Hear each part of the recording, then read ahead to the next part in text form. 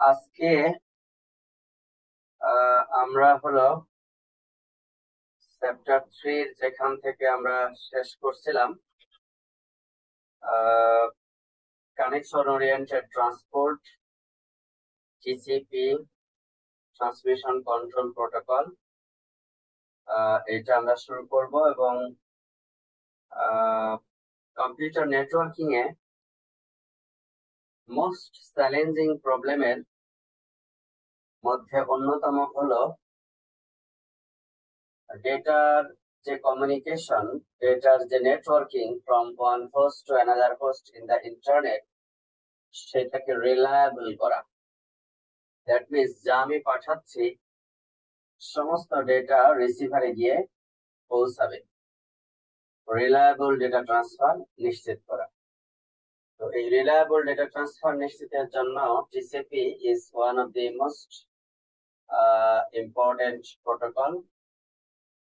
এবং over the course of time এইটার যে সিস্টেম আবিষ্কৃত হয়েছে সেটি খুব লাইট ওয়েট সিস্টেম থেকে ধীরে ধীরে ধীরে ধীরে এখন স্মার্ট এবং যথেষ্ট রিলায়েবল সিস্টেম এসেছে। এইটার ক্রোনোলজিক্যাল ডেভেলপমেন্ট সম্পর্কে আমরা একটা ধারণা আজকে নিব। এবং টিসিপি যখন পড়বা দেখবা যে এটা সিম্পল অ্যালগোরিদম।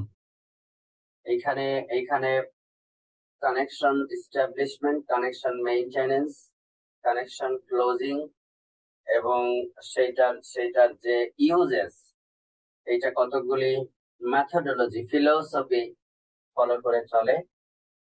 তো সেইটার ইন ডিটেল যে মেথডোলজি সেগুলির সম্পর্কে আজকে আমরা জানবো।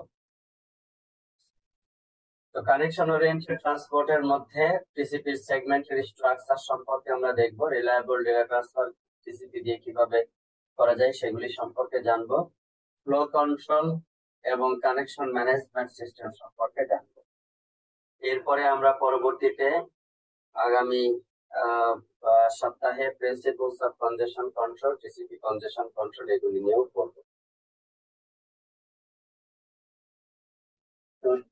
তোমরা ইতিমধ্যে জানো যে টিসিপি হলো ট্রান্সমিশন কন্ট্রোল প্রোটোকল এবং আরএফসি হলো রিকোয়েস্ট ফর কমেন্ট। অনেকগুলি আরএফসি এর মাধ্যমে IEEE বিভিন্ন ওয়ার্কিং গ্রুপগুলি এই এই এই টিসিপির ডেভেলপমেন্ট অবজার্ভ করেছে এবং সেগুলির নাম্বার এখানে দেওয়া আছে। এগুলি মুখস্থ করার কোনো প্রয়োজন নাই, জাস্ট জানার জন্য। এবং টিসিপি হলো একটা point to point protocol. That means মাঝখানে যদি লার্জ ইন্টারনেট থাকে, এক পাশে আমি এখানে বাংলাদেশ থেকে একটা মেশিনের নাম হলো এ, সে কোনো রাউটারের সাথে কানেক্টেড আছে, সেখান থেকে আমি ডেটা পাঠালাম লেটস সে আমেরিকায় আর একটা মেশিন, সে মেশিন হলো বি, এটাকেও আমরা বলছি হোস্ট এ, এটা হোস্ট বি, সেও একটা রাউটারের সাথে কানেক্টেড এবং মাঝখানে অসংখ্য রাউটারের, গেটওয়ের, সুইচের ইত্যাদি সন্নিবেশ সেখানে আছে। এটা পার হয়ে এইখানে যাবে। তো টিসিপি হলো এই হোস্ট এ এবং হোস্ট বি এর অ্যাক্টিভিটি শুধু ডিল করবে। মাঝখানে যত রাউটার, গেটওয়ে, সার্ভার ইত্যাদি আছে তারা ওই প্যাকেট গুলির উপরে কি অপারেশন চালাচ্ছে সেগুলি নিয়ে টিসিপি চিন্তা করবে না। টিসিপির ডোমেইন অফ ডিসকোর্স হলো এই হোস্ট এ আর হোস্ট বি এর মধ্যে সীমাবদ্ধ। আমরা মাঝখানে কতগুলি লিংক আছে, কতগুলি রাউটার আছে, কিভাবে আছে না আছে, এগুলি রাউটিং লেয়ারের কাজ। এগুলি নিয়ে টিসিপি চিন্তা করবে না। So end to end sender এবং রিসিভার, একটাই সেন্ডার এবং একটাই রিসিভারের মধ্যে কথোপকথন কিভাবে হবে, প্রোটোকল কিভাবে ওয়ার্ক করবে, সেই সম্পর্কিত বিষয়গুলি নিয়ে টিসিপি আলোচনা করবে। এবং TCP reliable data transfer ensure করে। That means in order delivery of bytes.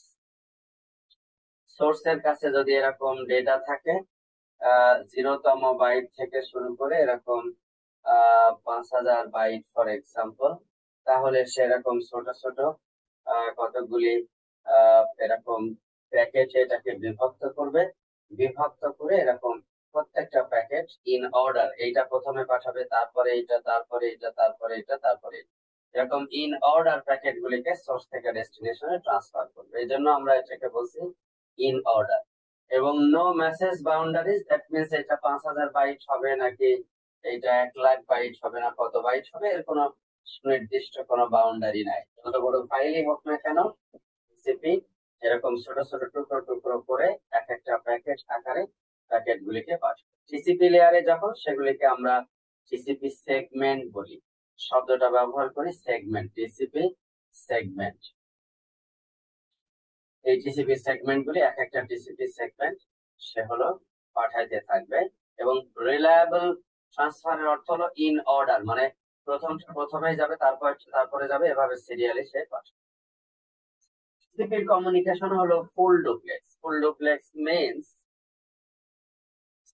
Source এবং ডেস্টিনেশন একে অপরের সাথে সাইমালটেনিয়াসলি ইনফরমেশন কমিউনিকেট করতে পারবে। সোর্স ডেস্টিনেশনকে পাঠাবে, ডেস্টিনেশন সোর্সকে পাঠাবে, সোর্স থেকে ডেস্টিনেশনে ডেটা গেলে ডেস্টিনেশন বলতে পারবে আমি পেয়েছি, এবং সেই পাওয়ার উপর ভিত্তি করে সোর্স আবার পাঠাবে।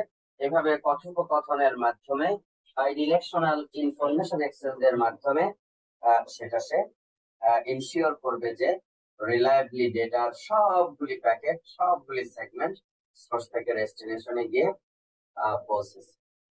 এরপরে যে কাজটা করবে সেটা হলো এই প্রতিটা সেগমেন্টের একটা ম্যাক্সিমাম সাইজ থাকবে, চাইলেই একটা মেগাবাইট ফাইল সে পাঠাতে পারবে। টিসিপির একটা ম্যাক্সিমাম সেগমেন্ট সাইজ থাকবে, এমএসএস বলি আমরা। সেই অ্যাপ্লিকেশন লেয়ার থেকে আসা ডেটাকে চপিং করবে ছোট ছোট টুকরো করে, এরকম ম্যাক্সিমাম সেগমেন্ট সাইজ অনুযায়ী পাঠাবে।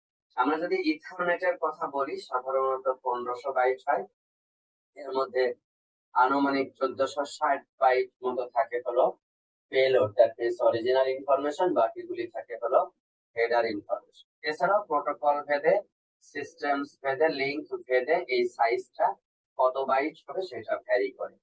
বাট স্মলার নেটওয়ার্ক, ওয়্যারলেস নেটওয়ার্কের ক্ষেত্রে এই প্যাকেটের সেগমেন্টের সাইজ ছোট হতে দেখা যায়, 1000 বাইট হতে পারে, 500 বাইট হতে পারে। এমনকি ইন্টারনেট অফ থিংস তোমরা নাম শুনেছো, এরকম ইন্টারনেট অফ থিংস এর ক্ষেত্রে আজকে থেকে 10-20 বছর আগে আমরা যখন প্রথম এই নেটওয়ার্ক করেছি 2000 এই একবিংশ শতাব্দীর শুরুর দিকে, তখন এক একটা প্যাকেটের সাইজ ব্যবহার করা হতো 20 বাইট, 30 বাইট অনলি।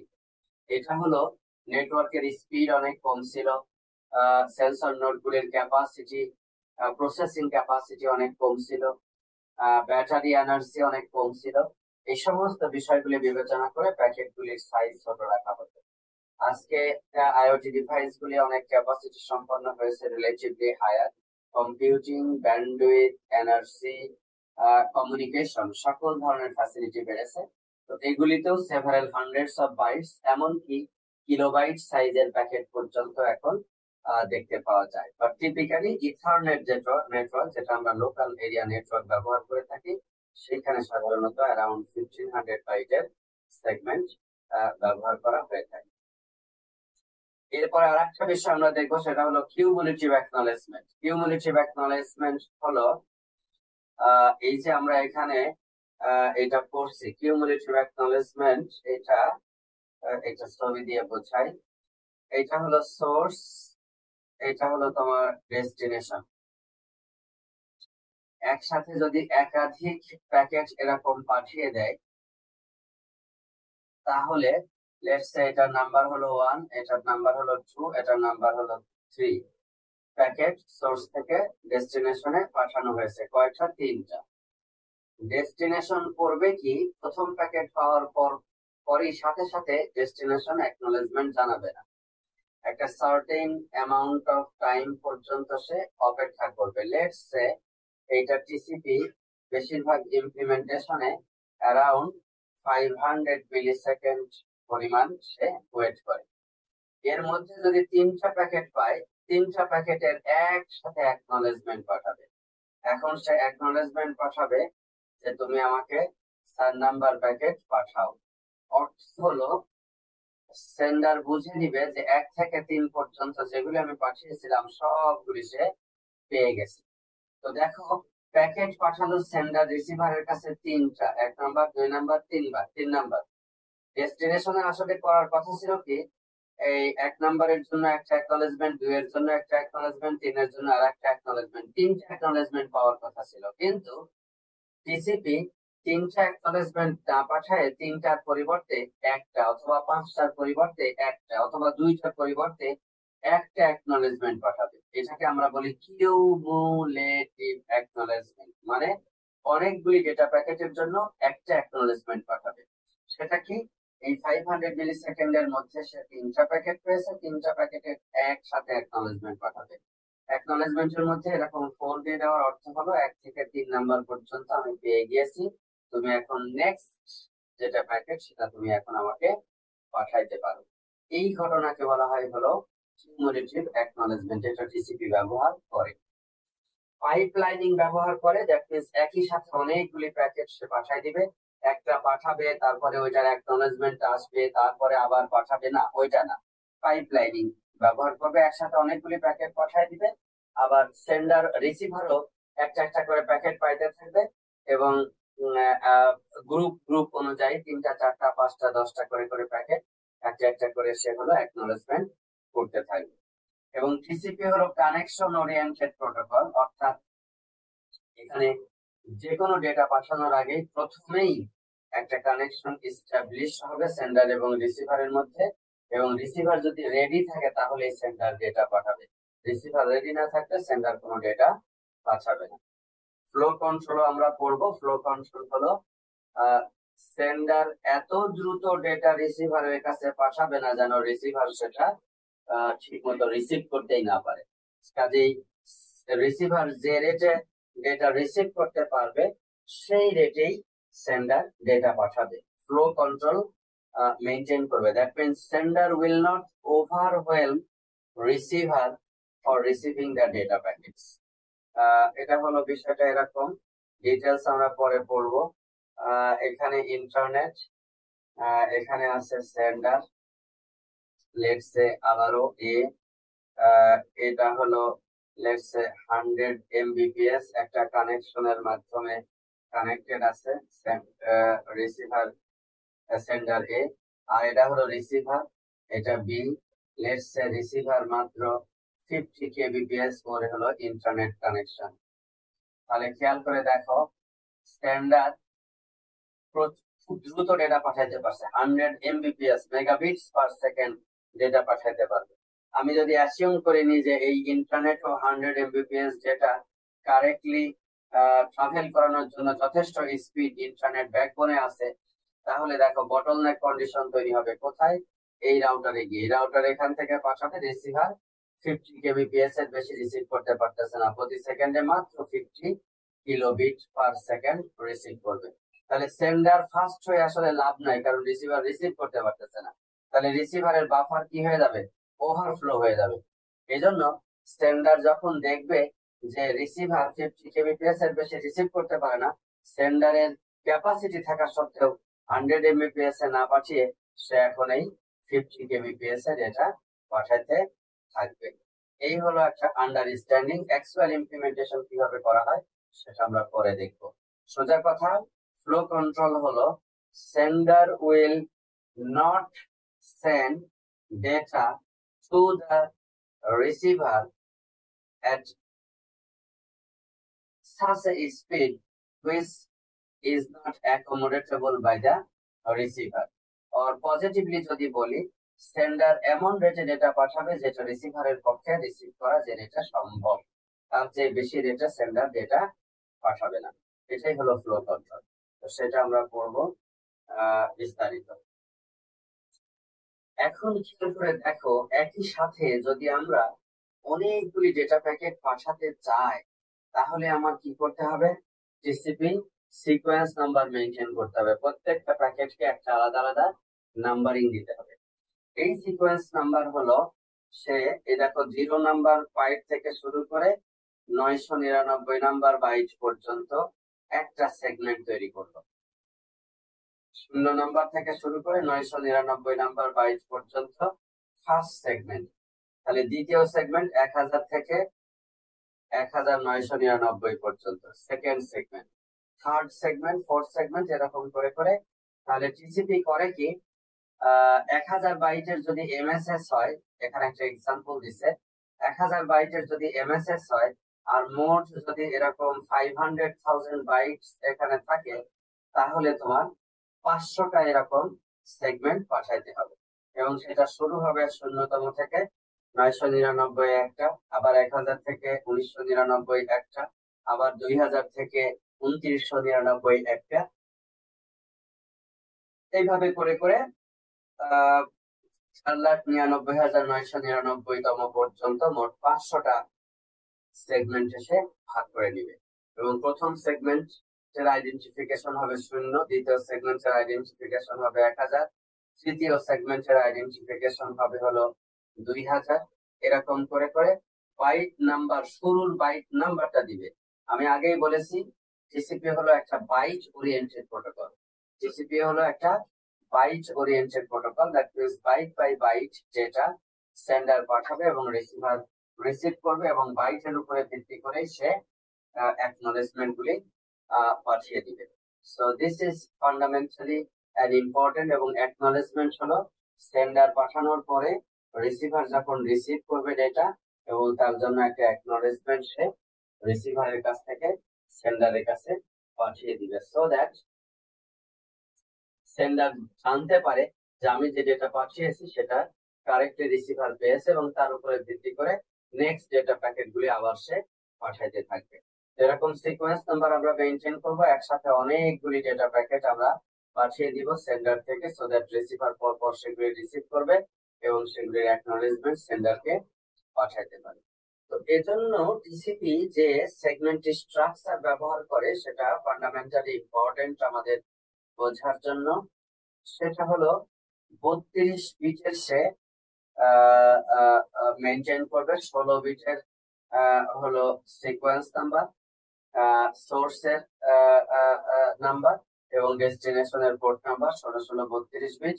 আর সিকোয়েন্স নাম্বার ব্যবহার করবে হলো পুরো 32 বিটের।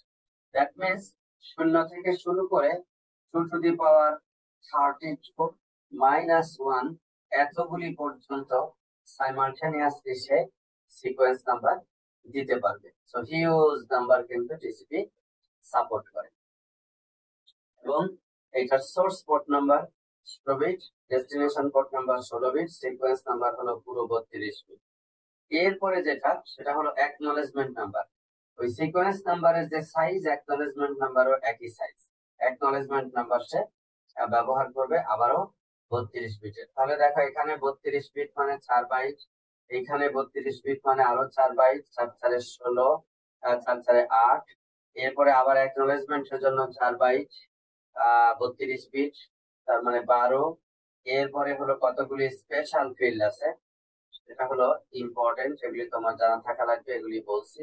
আর এই পুরো জায়গাটা হলো তোমার হলো পেলোড, মানে অরিজিনাল ইনফরমেশন যেটা তুমি আসলে সোর্স থেকে ডেস্টিনেশনের কাছে পাঠাইতে চাচ্ছ। এবং ফরচুনেটলি এটার সাইজ হলো ভ্যারিয়েবল, মানে কম পরিমাণ ডেটা বেশি পরিমাণ ডেটা এখানে থাকা সম্ভব।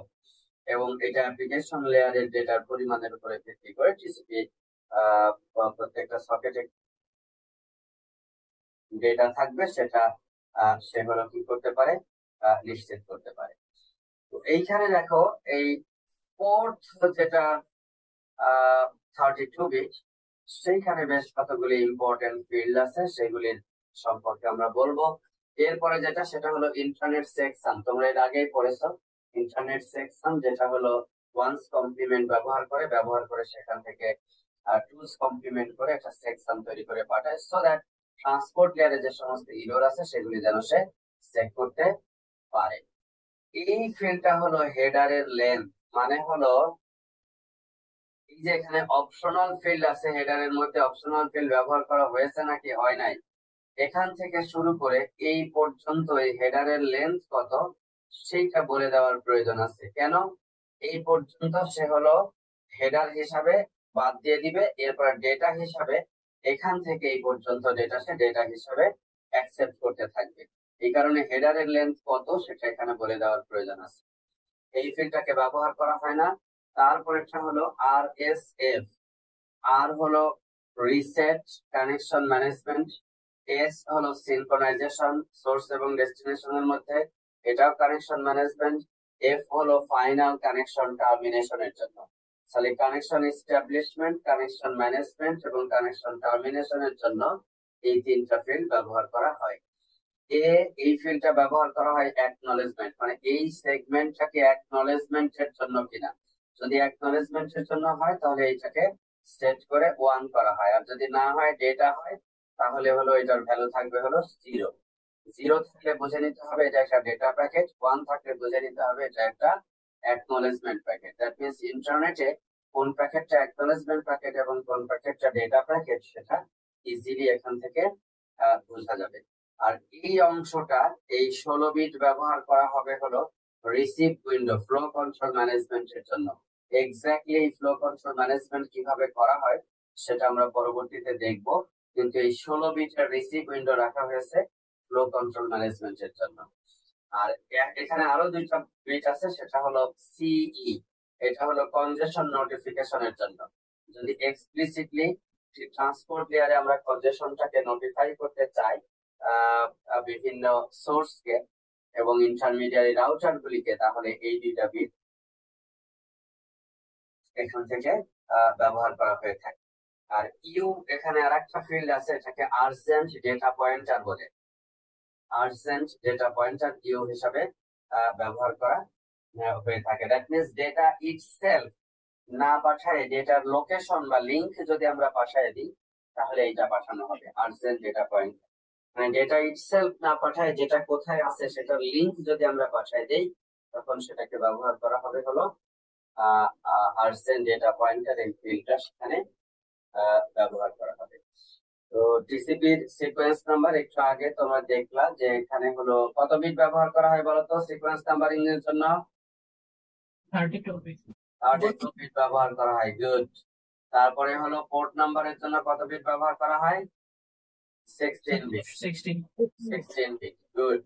এবং byte string, number of first byte in the segment data দিয়ে সেগমেন্টের নাম্বারিংটা করা হয়।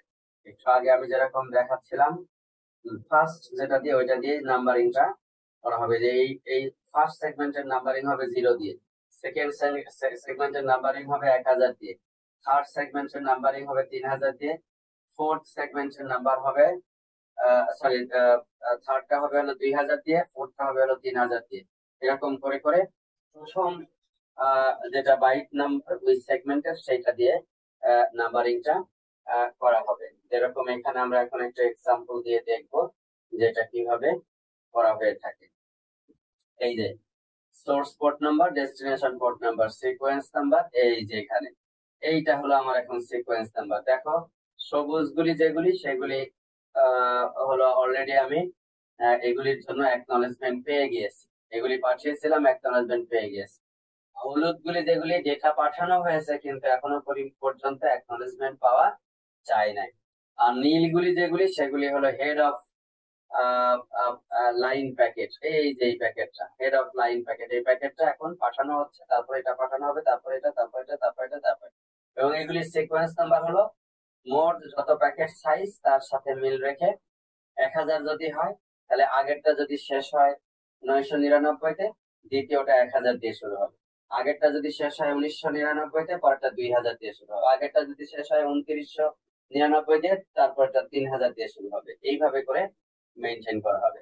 তো এইগুলি এখন পাঠানো হচ্ছে, আর এইগুলি হলো এখন পাঠানো যাবে না, কারণ একটা ফিক্সড উইন্ডো সাইজ আমরা এর আগে আলোচনা করেছিলাম যে একটা ফিক্সড উইন্ডো সাইজটা মেনটেন করে এই উইন্ডো সাইজের মতো প্যাকেট পাঠাবে, এগুলির অ্যাকনলেজমেন্ট আসলে তারপরে আবার উইন্ডোটাকে ধীরে ধীরে বাড়াবে। কিভাবে উইন্ডো বাড়ানো হয় সেগুলি আমরা যখন কনজেশন কন্ট্রোল প্রোটোকল গুলি পড়বো সেগুলি সম্পর্কে আমরা বিস্তারিত আলোচনা করব।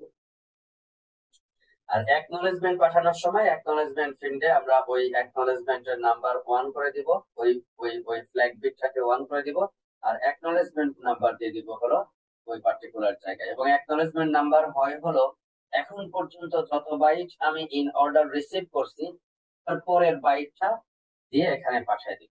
তার মানে পরের সিকোয়েন্স নাম্বারটা সে জানাই দিবে যে এইটা তুমি এখন পাঠাইতে পারো। এই যে অ্যাকনোলেজমেন্ট নাম্বার হলো sequence number of next byte expected from the other side, that means from the source machine, সেটা ব্যবহার করবে। এবং এখানে কিউমুলেটিভ অ্যাকনোলেজমেন্ট ব্যবহার করা হবে। এবং এই ক্ষেত্রে রিসিভারের একটা ধর্ম হলো রিসিভার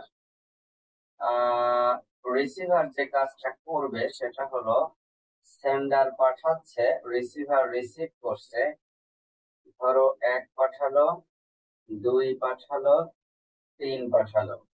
1 নাম্বার গিয়ে পৌঁছেছে, 2 নাম্বার পাঠাইছে কিন্তু এখানে গিয়ে লস্ট হয়ে গেছে, 3 নাম্বার গিয়ে পৌঁছাইলো। এখন রিসিভার কি করবে বলতো দেখি, কেউ একজন এক নাম্বার প্যাকেট পেয়েছে, 2 নাম্বার প্যাকেট পায় নাই, 3 নাম্বার প্যাকেট পেয়েছে, রিসিভার কি করবে? স্যার 2 নম্বরে অ্যাকনোলেজমেন্ট পাঠাবে। 2 নাম্বার তো পাই নাই, তো অ্যাকনোলেজমেন্ট পাঠাবে কিভাবে?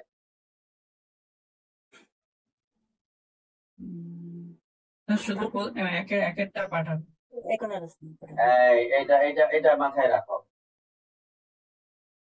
রিসিভার 1 নাম্বার প্যাকেট পেয়েছে, 1 নাম্বার প্যাকেটের জন্য পাওয়ার পরে সে কিছুক্ষণ 500 মিলিসেকেন্ড পর্যন্ত অপেক্ষা করবে। এরপরে 2 নাম্বার প্যাকেট পাইনি কিন্তু কি করছে, 3 নাম্বার প্যাকেট পেয়েছে। 3 নাম্বার প্যাকেট মানে হলো আউট অফ অর্ডার প্যাকেট পেয়েছে। সে অপেক্ষা করতেছিল 2 এর জন্য কিন্তু পেয়েছে কত? 3 নাম্বার। ওই যে আমি বলছিলাম যে 500 মিলিসেকেন্ড সে অপেক্ষা করবে, লেটস সে এইখানে এসে সে 1 নাম্বার প্যাকেট পাইলো, আর এইখানে এসে সে 3 নাম্বার প্যাকেট পাইলো। তার পাওয়ার কথা ছিল 2, তারপরে 3, কিন্তু 3 নাম্বার প্যাকেট পাইলো। তখন সে করবে কি, 500 মিলিসেকেন্ড পর্যন্ত অপেক্ষা না করে এই 3 number packet out of order packet পাওয়ার সাথে সাথে সে আবার একটা অ্যাকনোলেজমেন্ট পাঠাবে। সে বলবে 2 নাম্বার প্যাকেট পাঠাও। আবার যদি এখানে সে 4 নাম্বার প্যাকেট পায়, আবার সে বলবে 2 নাম্বার প্যাকেট পাঠাও। আবার যদি এখানে সে 5 নাম্বার প্যাকেট পায়, তাহলে সে আবার বলবে, ইমিডিয়েটলি বলবে 2 number packet Pathao. That means receiver যদি কখনো out of order segment receive করে তাহলে সেইটা সে ট্রান্সপোর্ট লেয়ার থেকে অ্যাপ্লিকেশন লেয়ারের কাছে ফরওয়ার্ড করবে না। সে শুধু ট্রান্সপোর্ট লেয়ারের কাছ থেকে অ্যাপ্লিকেশন লেয়ারের কাছে ফরওয়ার্ড করবে যেগুলি সে ইন অর্ডার রিসিভ করেছে, মানে অর্ডার অনুযায়ী রিসিভ করেছে। যেগুলি আউট অফ অর্ডার রিসিভ করেছে 1 নাম্বারটা সে অ্যাপ্লিকেশন লেয়ারে পাঠিয়ে দিবে। 2 যেহেতু পায় নাই, 3 পাইলেও সেন্ডারকে বলবে 2 নাম্বার পাঠাও, 4 পাইলেও বলবে সেন্ডারকে 2 নাম্বার পাঠাও, 5 পাইলেও সেন্ডারকে বলবে 2 নাম্বার পাঠাও। এরকম যতবার এরকম অন্যান্য প্যাকেট আসবে কিন্তু 2 নাম্বার আসবে না, সে ইমিডিয়েটলি কোনো 500 মিলিসেকেন্ড ওয়েট কিছু করবে না, ইমিডিয়েটলি বলে দিবে যে 2 number packet Pathao. Out of order packet থাকলেই সে হলো এটা রিসিভ করবে এবং এটা বাইটটাকে সে বাফারে রেখে দিবে এবং সে সঙ্গে সঙ্গে সে কি করবে, সেন্ডারকে জানায় দিবে যে তুমি আমাকে লিসিং প্যাকেট যেটা সেটা পাঠাও। এর বেনিফিট আছে কিছুক্ষণ পরে আমরা জানতে পারবো। এখানে একটা সিনারিও বলতেছে, host A has received all data from 0 to 535 and host A is expecting data from 536 and all subsequent byte stream from B. A হলো এখানে রিসিভার, B হলো এখানে সেন্ডার। আচ্ছা, host A received one segment from 0 through 535 and another segment from 900 to 1000. It has not received any segment from এত to এত. Therefore there is a gap. এই যে gap তৈরি হলো না, এই গ্যাপ তৈরি হলে এই সঙ্গে সঙ্গে আউট অফ অর্ডার সিচুয়েশনটা চলে আসলো এবং সেই ক্ষেত্রে সে অ্যাকনোলেজমেন্ট পাঠিয়ে দিবে। ওই প্রথম থেকে এই পর্যন্ত অ্যাকনোলেজমেন্ট পাঠিয়ে দিবে একবারে 535 পর্যন্ত। এরপরে এইটা যে পায় নাই আবার বলবে 536 পাঠাও, আবার বলবে 536 পাঠাও। যতবার সে 900 থেকে 1000 এর মধ্যে প্যাকেটগুলি পাবে ততবার বলবে 536 পাঠাও, কারণ এখানে একটা গ্যাপ রয়ে গেছে। এই যে host received the segment from এত to এত before receiving the bytes from এত to এত, therefore out of order packet has been received. Now what it will do, it will send me 536. এই মেসেজটা সে দিতে থাকবে। এখানে আমি একটা এক্সাম্পল সিনারিও দিচ্ছি। দেখো, হোস্ট এ সে এখানে সিকোয়েন্স নাম্বার দিল কত 42, আর হোস্ট বি আগে হোস্ট এর কাছে ডেটা পাঠাইছিল, এই জন্য সে 78 নাম্বার পর্যন্ত রিসিভ করছে, এখন সে 79 দিয়ে পাঠাচ্ছে বাই ডিরেকশনাল। আর ডেটাটা ধরো একটাই ক্যারেক্টার পাঠাইছে, আমরা ডেটা হিসাবে জাস্ট সিম্পলি ধরলাম একটাই ক্যারেক্টার পাঠাইছে। হোস্ট বি এটা পাওয়ার পরে সে কি করবে, 42 এর পরে সে এখন 43 এর অ্যাকনলেজমেন্ট দিবে যে একটা ক্যারেক্টার যেহেতু একটাই বাইট, একটা বাইট আমি পেয়েছি, আমি পরের বাইটটা তুমি পাঠাও। আর নিজে পাঠাবে ডেটা হিসাবে সিকোয়েন্স নাম্বার হলো 79, যে 79 চেয়েবার, তার মানে কেউ বির কাছে ডেটা পাঠাচ্ছে, বিও এর কাছে এখানে ডেটা পাঠাচ্ছে বাই ডিরেকশন। আবার হলো সে 43 কে সিকোয়েন্স নাম্বারে সে ডেটা পাঠালো, অ্যাকনলেজমেন্ট পাঠালো হলো 80। এইভাবে করে সে একে অপরের কাছে কন্টিনিউয়াস প্রসেসের মাধ্যমে এরকম ডেটা আদান প্রদান করতে থাকবে যদি কোনো ইরর না হয়।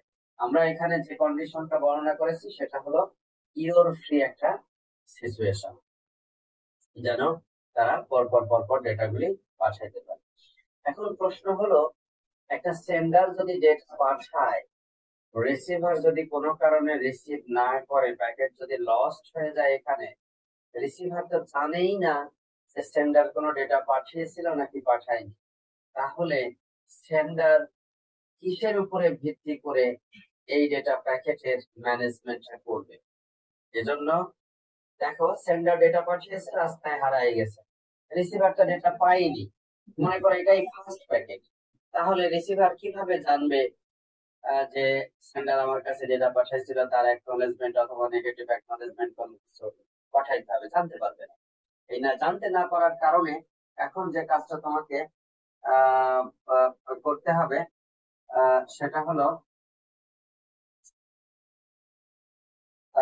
সেটা হলো এই সেন্ডার যে কাজটা করবে সেটা হলো প্যাকেট পাঠানোর সাথে সাথে সে একটা টাইমার ডিক্লেয়ার করবে, আমরা এটা বলি টাইম আউট পিরিয়ড। একটা টাইমার ডিক্লেয়ার করবে, ক্লক টাইমার একটা ডিক্লেয়ার করবে, এই সময় পর্যন্ত সে অপেক্ষা করবে, এবং রিসিভার যদি এই সময়ের মধ্যে কোনো অ্যাকনলেজমেন্ট না পাঠায়, তাহলে প্যাকেটটা সে আবার সেন্ড করবে। এটা যদি 1 নাম্বার প্যাকেট হয়, ওই 1 নাম্বার প্যাকেটই আবার সে সেন্ড করবে, এবং আবারও একটা টাইমার ডিক্লেয়ার করবে। এই টাইমের মধ্যে যদি অ্যাকনলেজমেন্ট চলে আসে তাহলে তো ভালো, এখান থেকে যদি অ্যাকনলেজমেন্ট চলে আসে তাহলে তো ভালো, কোনো কারণে যদি অ্যাকনলেজমেন্ট না আসে, এইখানে গিয়ে আবার সে 1 নাম্বার প্যাকেটটা সেন্ড করবে। এইটা হলো তোমার টিসিপির ধর্ম। এখন প্রশ্ন আসছে আমাদের সামনে, এই যে সময়টা, এই সময়টা কত হবে? এটাকে বলি আমরা round trip time, RTT, round trip time. এখন রাউন্ড ট্রিপ টাইম যদি অনেক ছোট নেই, তাহলে সমস্যা হলো সেন্ডার ডেটা পাঠিয়েছে, রিসিভার পাবে, তারপরে সেন্ড ব্যাক করবে, এর জন্য একটা সময় আছে।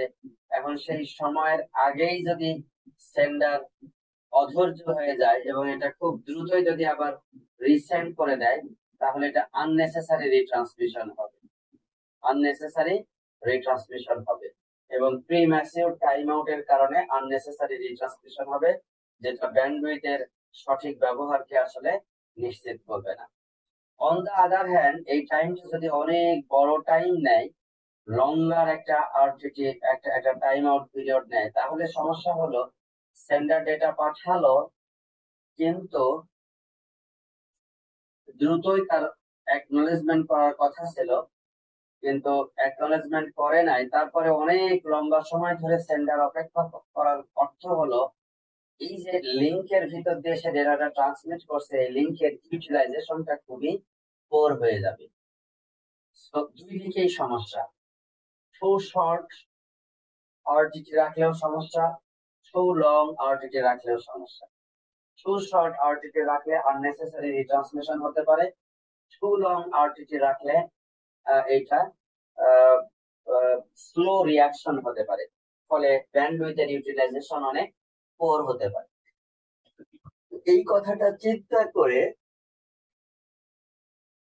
প্রচুর পরিমাণ গবেষণা এখানে হয়েছে, এখনো চলছে, এবং এখানে ফিক্সড কোনো টাইম ব্যবহার না করে ইলাস্টিক করা হয়েছে। ইলাস্টিক করা হয়েছে মানে খেয়াল করে দেখো, তুমি যখন গভীর রাতে ইন্টারনেট ব্যবহার করো, বেশিরভাগ মানুষ অফিস যখন বন্ধ আছে, মানুষ ঘুমাচ্ছে, তখন খুব দ্রুত তুমি কমিউনিকেট করতে পারো। তার মানে তোমার RTT, round trip time from source to destination, অনেক কম। তখন তুমি একটা প্যাকেট হারিয়ে গেলে যতক্ষণ পর্যন্ত অপেক্ষা করবা, সেই টাইমটা নিঃসন্দেহে অনেক ছোট হবে দিনের বেলার চেয়ে।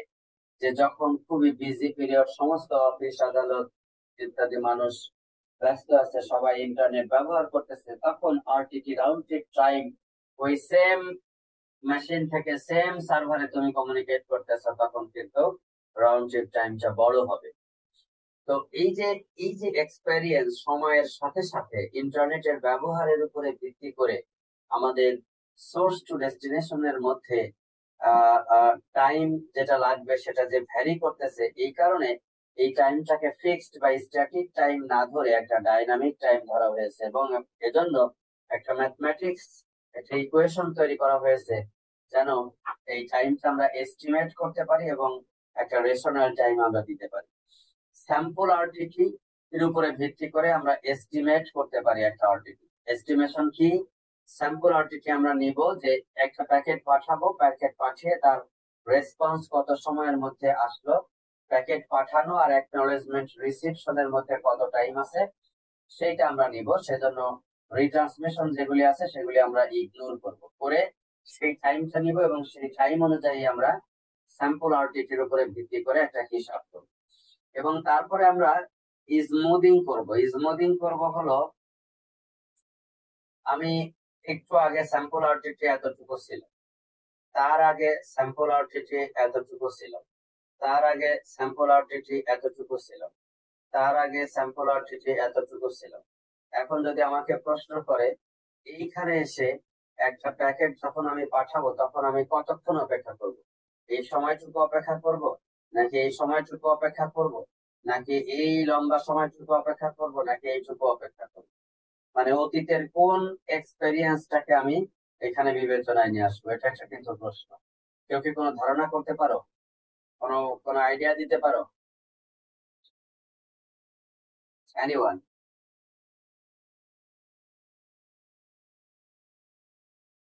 নাই? যেটা একদম মাঝামাঝি পয়েন্টে আছে ওইটা না। মাঝামাঝি পয়েন্ট আছে, ওইটাও সঠিক হবে না।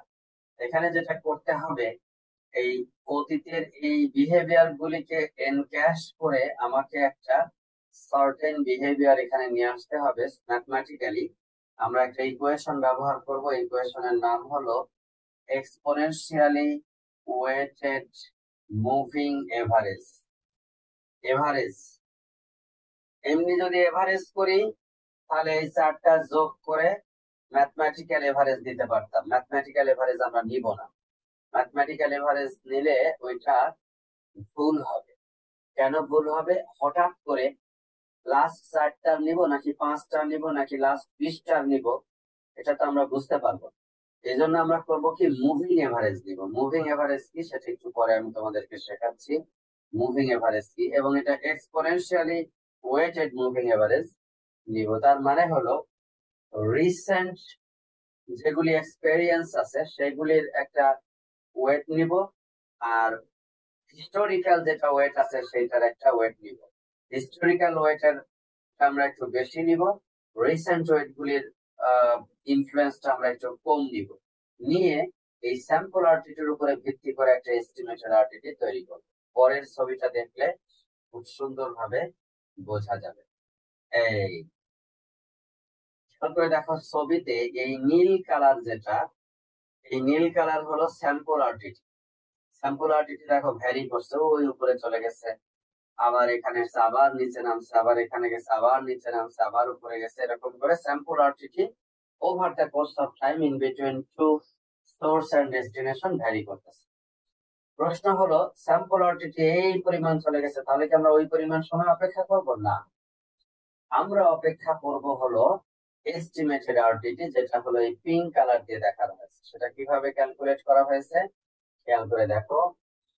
Estimated RTT is equal to 1 minus alpha into estimated RTT.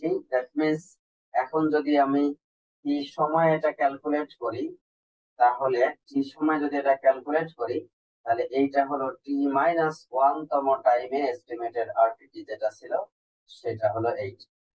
R sample RTT হলো টি সময়ে আমার যে স্যাম্পল আরটিটি আছে সেইটা। তাহলে এর হলো আলফা পরিমাণ নিয়েছি। Professor Sally Floyd, university of California at Los Angeles in 1992. I met with her in 2008 in Las Vegas Convention Center. Professor Sally Floyd, in 1992, in her centennial paper, made a recommendation of this equation, and she said the value of alpha is 0.125 based on numerous experiments on practical data in the internet. ইন্টারনেটের practical ডেটার উপরে প্রচুর পরিমাণ অসংখ্য experiment করে উনি ঠিক করেছেন যে আলফার ভ্যালু 0.125। দ্যাট মিনস শতকরা 12.5 ভাগ ওয়েট পাবে হলো স্যাম্পল আরটিটি, আর 87.5 ভাগ ওয়েট পাবে হলো estimated RTT. That means historical behaviour যেটা সেটা 87.5 ভাগ ওয়েট পাবে, আর ইনস্ট্যান্ট বিহেভিয়ার যেটা সেটা পাবে মাত্র 12 ভাগ। এখন দেখো, খেয়াল করে দেখো, এই যে এখানে ধীরে ধীরে বাড়ছে, এটাও কিন্তু বাড়ছে, এটা খুব দ্রুত বাড়ছে, এটা কিন্তু ধীরে ধীরে বাড়ছে, বাড়ে বেড়ে এখানে গেছে, এটা আবার নিচে নামছে, কিন্তু শার্ট করে নিচে নামে, ধীরে ধীরে নিচে নামছে, আবার উপরে উঠছে, এইগুলির কারণে উপরে উঠছে। এইভাবে করে এই দেখো এখানে অনেক উপরে উঠে গেছে, এইখানে কিন্তু সেভাবে ওঠে না, কিছুটা উপরে উঠছে। এইভাবে করে এস্টিমেটেড আরটিটি আমরা ব্যবহার করতে পারবো, যেন আমরা মুভিং এভারেজ, এই যে এদিকে হলো টাইমের রেসপেক্টে মুভ করতেছে, ধীরে ধীরে বাড়ছে এবং কমছে, বাট স্যাম্পল আরটিটির মতো এরকম অ্যাব্রাপ্টলি বাড়াবে অ্যাব্রাপ্টলি কমা সেটা সে কমছে না। এবং লাস্ট কোন সময় আমরা দিচ্ছি, সময়ের ব্যবধানে অটোমেটিক্যালি এগুলি হলো কি হবে, আপডেটেড হয়ে যাবে। যদি ধীরে ধীরে আসলে বাড়ে তাহলে এটাও ধীরে ধীরে বেড়ে যাবে, কিন্তু এটা অ্যাব্রাপ্টলি বাড়বে না, ধীরে ধীরে বাড়বে। তো এই ইকুয়েশন থেকে বলা হয় exponentially weighted moving average formula. এবং sample value first sample decreases exponentially fast, এই জন্য এটাকে বলা হয় এক্সপোনেনশিয়ালি ওয়েটেড মুভিং এভারেজ। এইটা দিয়ে তুমি বের করলা হলো এস্টিমেটেড আরটিটি। এরপরে আরেকটা বের করবা হলো ডেভিয়েটেড আরটিটি। ডেভিয়েটেড আরটিটি হলো এই যে তুমি স্যাম্পল আরটিটি এস্টিমেটেড আরটিটি ব্যবহার করলা, এই এস্টিমেটেড আরটিটি থেকে এই স্যাম্পল আরটিটির পার্থক্য কত, এইটুকু হলো ডেভিয়েশন। কখনো ডেভিয়েশন কম হবে, কখনো বেশি হবে। এখানে দেখো, এখানে ডেভিয়েশনটা খুবই কম, এখানে ডেভিয়েশনটা খুবই কম, এইখানে ডেভিয়েশনটা আরো কম। তো এরকম ডেভিয়েশন আরটিটি হলো স্যাম্পল আরটিটি এবং এস্টিমেটেড আরটিটির বিয়োগফল, কখনো ছোট হবে কখনো বড় হবে। এই জন্য তার ডিটারমিনেন্ট ভ্যালুটা নিচ্ছে, মানে মাইনাস প্লাস কিছু নাই, তার ম্যাগনিটিউড যেটা সেটা নিচ্ছে, এই চিহ্ন দিয়ে এটা বোঝাচ্ছে যে ম্যাগনিটিউডটা নিচ্ছে, সাইন ভ্যালুটা নাই। এবং বিটা দিয়ে গুণ করবে এবং ডেভিয়েশন আরটিটি কে 1 মাইনাস বিটা দিয়ে গুণ করবে, ডেভিয়েশন আরটিটির একটা মুভিং এভারেজ ভ্যালু বের করবে একই রকম ভাবে, কারণ ওখানেও ডেভিয়েশন কখনো কম কখনো বেশি, তাহলে এভারেজ ডেভিয়েশন কি পরিমাণ সেটারও একটা মুভিং এভারেজ ভ্যালু বের করবে।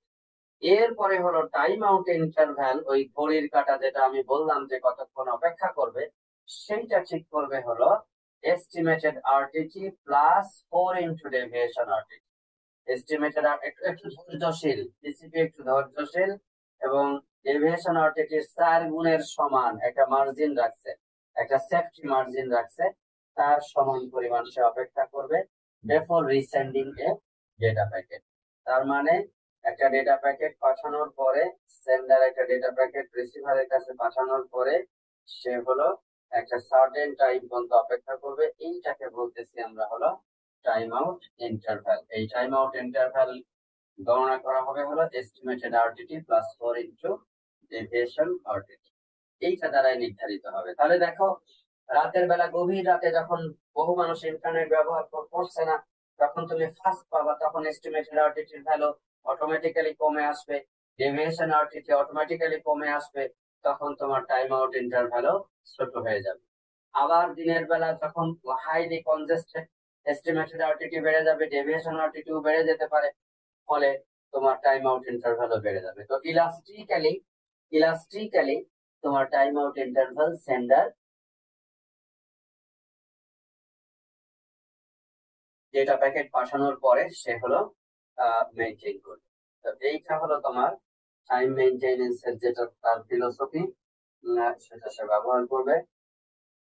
এখানে একটা এক্সাম্পল দেওয়া আছে, অ্যাকনলেজমেন্ট হারায় গেছে, তাহলে সেই ক্ষেত্রে এই যে টাইম আউট হয়ে গেছে, আবার সে ডেটা পাঠাবে এবং অ্যাকনলেজমেন্ট সে পেয়ে গেল।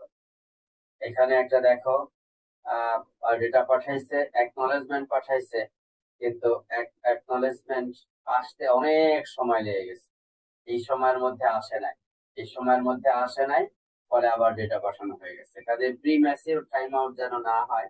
এই ধরনের ক্ষেত্রে একবার পাঠিয়েছে, ডেটা প্যাকেট রিসিভ করছে, আবার যদি পাঠায়, তাহলে হোস্ট বি হলো চেক করবে যেটা ডুপ্লিকেট ডেটা হয়ে গেছে, সে শুধু অ্যাকনলেজমেন্ট দ্রুত সে পাঠায় দিবে, কিউমুলেটিভ অ্যাকনলেজমেন্টে লাস্ট সে পাঠায় দিবে।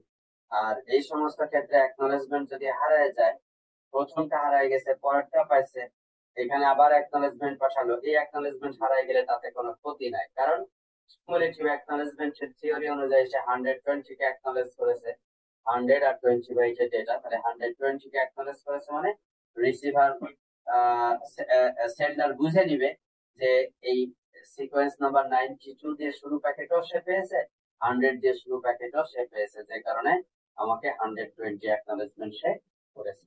কাজেই কিউমুলেটিভ অ্যাকনলেজমেন্টের আরেকটা সুবিধা হলো, কিছু কিছু অ্যাকনলেজমেন্ট মাঝখান থেকে যদি হারাইও যায়, সেটা কোনো সোর্সের জন্য কোনো সমস্যা না, সেটা সে ম্যানেজ করতে পারবে।